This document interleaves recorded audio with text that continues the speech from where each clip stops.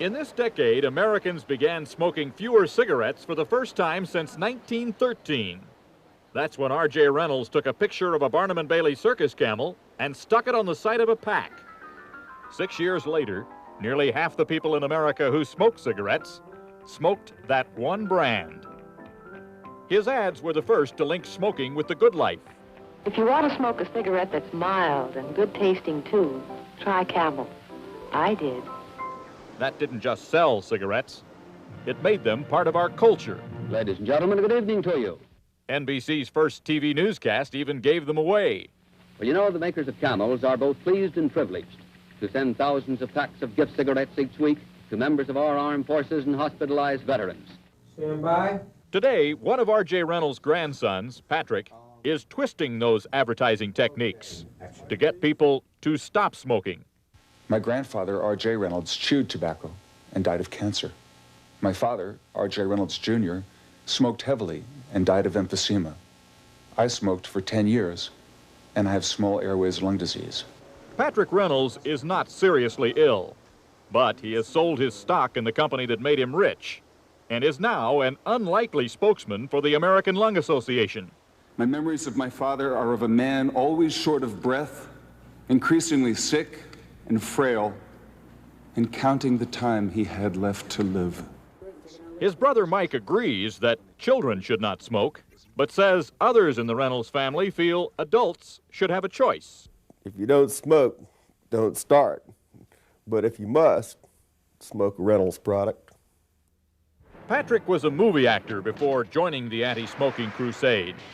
Critics say he is simply looking for a new role that will make him famous. He denies that he's an opportunist, but admits there is pressure on me to do something wonderful. Otherwise, I'm not living up to the family name. practically every rainbow the Reynolds family ever followed had a pot of gold at the end. Besides tobacco, Patrick's father also helped bankroll Delta Airlines.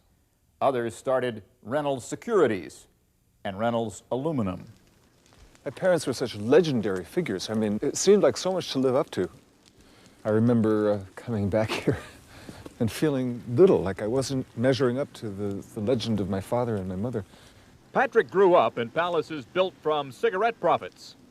This one, on an island off the Georgia coast, has a ballroom big enough to hold a circus tent. His dad bought the mansion shortly after the stock market crash of 1929. It's a dream, and I don't know that it's always a happy dream.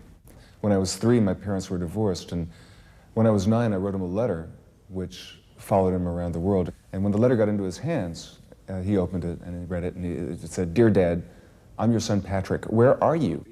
His father summoned Patrick to his side. He was still smoking cigarettes then, and he was dying from them. That is why Patrick Reynolds hates cigarettes. His grandfather was an advertising genius who lured millions to start smoking. Patrick hopes he has inherited that power to persuade. And if I can use it to save lives and make a difference in this world, what greater gift could I have had than that? Maybe I got the greatest inheritance of all. The Reynolds family is still close, despite Patrick's anti-smoking campaign. But one wonders what old RJ would think of a grandson using his marketing techniques to stop the sale of cigarettes. Bob Dotson, NBC News, Sapelo Island, Georgia.